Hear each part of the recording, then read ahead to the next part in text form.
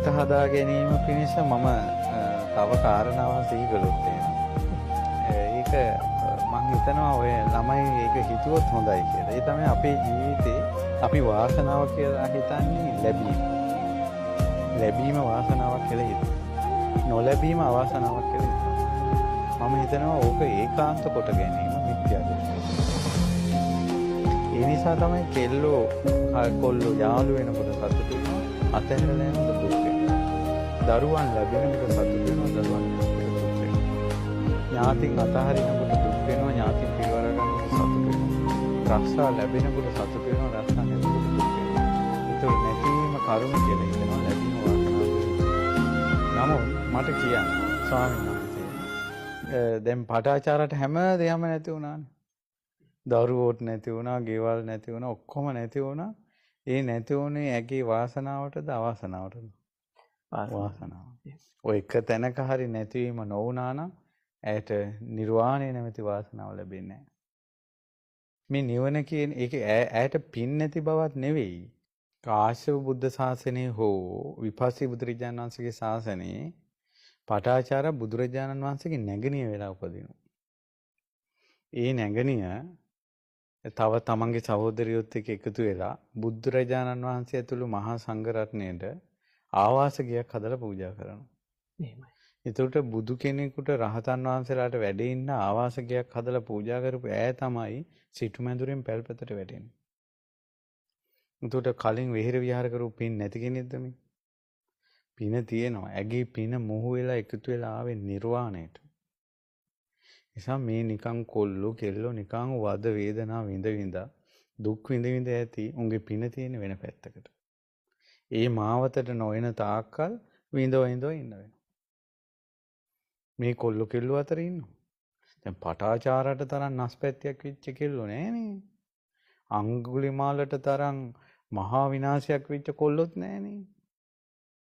ඉතින් ඒ නිසා හේතුව තමන්ගේ පුණ්‍ය සංස්කාර තමන්ට කොහොමදත් හොයාගන්න බෑනේ. ඉතින් ඒ නිසා මේ ධර්මයකින් ජීවිතේ හැඩගස්ව ගන්නකොට තමන්ට කාලයක් යනකොට තේරෙනවා තමන්ගේ ජීවිතේ කොයි පැත්තද හැදෙන්නේ කියලා. ඒතර අපි කියන්නේ කී දුවේ පුතේ අර ඔයාලට නොලැබීම කියලා කියන එක අවාසනාව කියලා ගන්නත් එපා.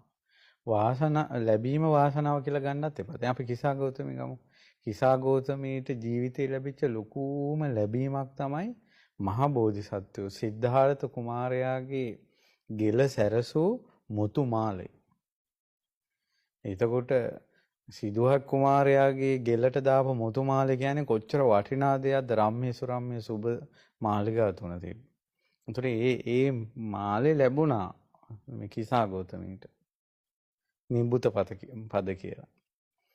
ඒකට අපි ලැබීම වාසනාව. ඉතින් එයා හිතන්නකෝ ඒක එයාගේ වාසනාව කියලා. ඒ කිසා ගෞතමීම දරුවා මැරුණා. તો තමන්ගේ දරුවෙක් මැරිච්ච එක කොච්චර අවාසනාවක්ද කියලා හිතන්නකෝ සමාජ කතාවත් එක්ක. නමුත් දුවේ පුතේ ඔයාලා දැන් මට කියන්න කිසා ගෞතමීට වාසනාව උදා වුණේ මුතුහර ලැබිලාද දරුවා මැරුණාට පස්සේද? දරුවා මැරුණාට පස්සේ. ඈට වාසනාව ලැබෙන්න මුතුහරක් නෙවෙයි ඕනේ. ඈට එයාගේ විමුක්තියට තියෙන මේ වාසනාව උපද්දවන්න දරුවා නැති වෙන්න සිද්ධ වුණා. ඉතින් ඔච්චර අඟුලිමාල මිනිස්සු 100 ගණන් මරද්දී අර අවසාන මිනිස්සු ටික මරද්දී මේ 999 ඉවරුණානේ. තව එකෙක් ආවේ නෑනේ අර මිනිස්සුත් එක්ක. එක ඇඟිල්ලක් නොලැබීම අඟුලිමාලට වාසනාව ඇති කරාද අවාසනාව ඇති කරාද? වාසනාව ඇති කරා. එතකොට මට කියලා තියෙනවා ස්වාමීන් වහන්සේ දැන් අපේ ස්වාමීන් වහන්සේලා ඉන්නවා ගොඩාක් දක්ෂ නමුත් දුප්පත් පවුල් වල ඉපදිලා මහාන වෙලා. ඉතින් ඒ ස්වාමීන් වහන්සේලාත් එක්ක කතා කරනකොට අපි සාකච්ඡා කරනවා දුප්පත් පවුලක ඉපදීම කොච්චර වාසනාවක්ද කියලා. නැත්නම් ඒ තියෙන දක්ෂතා සහ ඒවත් එක ඒ ළමයි අනිවාර්යෙන් පිටරටවල උගන්වන්න යවනවා. ඒ ළමයා දැන් දුප්පත් පවුල් වල ඉන්න හොඳට ඉගෙන ගන්න හොඳ දැනුම තියෙන අය. එතකොට පස්සේ යාලා ඔය දුක්ඛං කටළු වලින් ඔය ඉගෙන ගන්න ගමන් ධර්මය අහලා ඊට පස්සේ මහාන වෙන්න එනවා. ඔය දක්ෂතාවත් එක්ක එයා පොහොසත් පවුලක ඉපදුනා නම් එයා පොඩි කාලේ සුපර් ස්ටාර් යවනවා. එහෙම නැත්නම් පිටරට යවනවා. එයාවල එයාගේ මාර්ගය සම්පූර්ණ වෙන පැත්තකට ගෙනියනවා. ඊට පස්සේ දුප්පතාගේ දුක තේරෙන්නේ නැහැ. මිනිස්යාගේ ඇඬීම තේරෙන්නේ නැහැ. කඳුල තේරෙන්නේ නැහැ. එතකොට අර අර මිනිස්සෙකුට මේ මිනිසුන් ගැන හැඟීමක් ඇත්තටම භික්ෂුන් වහන්සේ නමක් වෙනකොට මිනිස්සු ගැන යම් කාරුණික බවක් නිතර තියෙන්න ඕන. ඉතින් ඒවා ඉතින් හැදෙනවා අර එයා මෝන දෙන අත්දැකීමුත් එක්ක.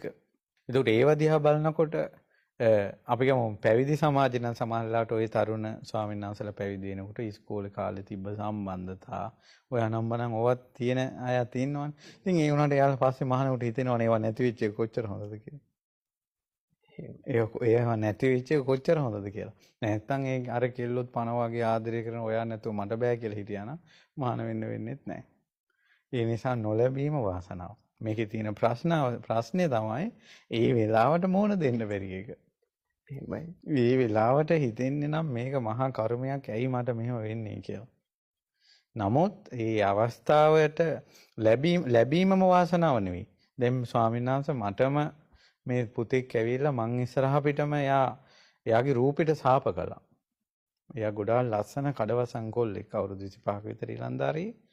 මගේ ලස්සනට සාප වේවා. එයාගේ ලස්සනට සාප වේවා කියලා. හේතුව එයා ගොඩක් ලස්සනයි. එයා ගොඩාක් කාමාසක්තයි.